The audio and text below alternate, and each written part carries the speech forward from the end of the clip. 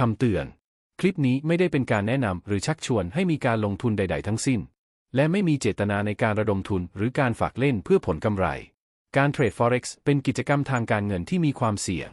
ผู้ลงทุนควรทราบถึงความเสี่ยงที่อาจเกิดขึ้นและพร้อมที่จะรับผลต่อความเสี่ยงนี้ดังนั้นกรุณาทำความเข้าใจข้อมูลต่างๆที่เกี่ยวข้องอย่างละเอียดและครบถ้วนก่อนการตัดสินใจลงทุนและควรจะเข้าใจว่าการลงทุนเป็นความรับผิดชอบของคุณเองผู้ลงทุนต้องรับผิดชอบต่อการตัดสินใจของตนเองและความเสี่ยงทางการเงินที่อาจเกิดขึ้นได้